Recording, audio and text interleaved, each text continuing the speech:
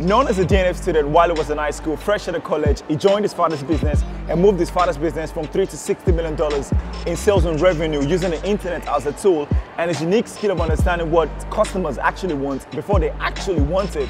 Now, this guy is an investor, a speaker, and a writer of 5 books and 4 times New York's bestseller, a keynote speaker that commands 6 figures to speak at top-level events where he talks about business, entrepreneurship, self-awareness, and many other things. He's an investor in top companies like Twitter, Tumblr, Snapchat, Venmo, and Uber.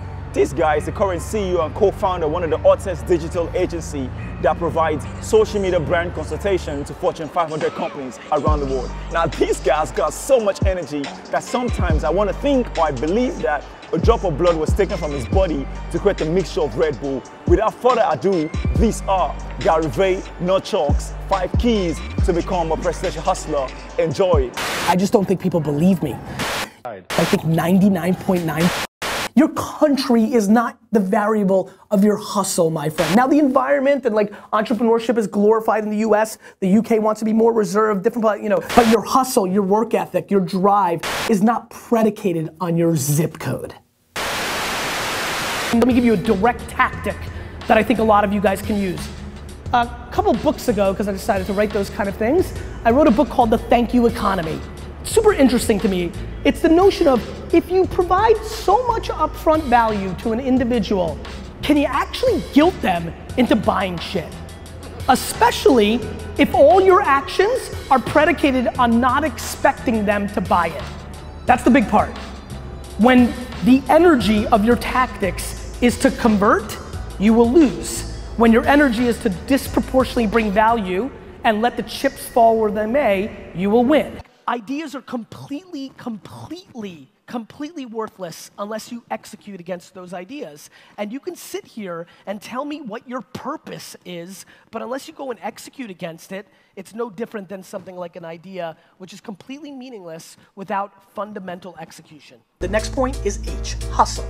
You've heard me talk about hustle 2.0. It goes back.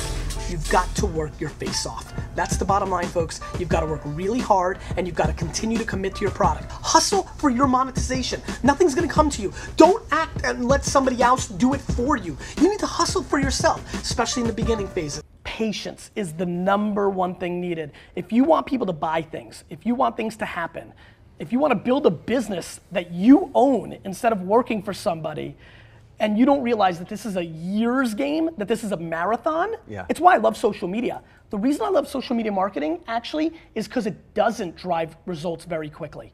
It's actually shockingly human. It's how we actually work in real life. You know, I can't just roll up on you the first time I meet and ask you for something outlandish. I can ask you something more than I could have asked you for 90 days ago because we've been spending more time together. Not just how life works. And so I would say patience.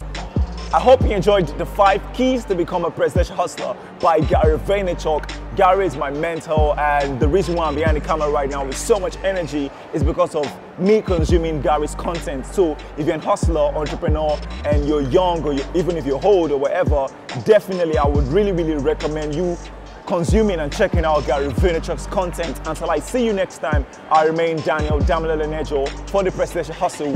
Keep hustling strategically. Peace.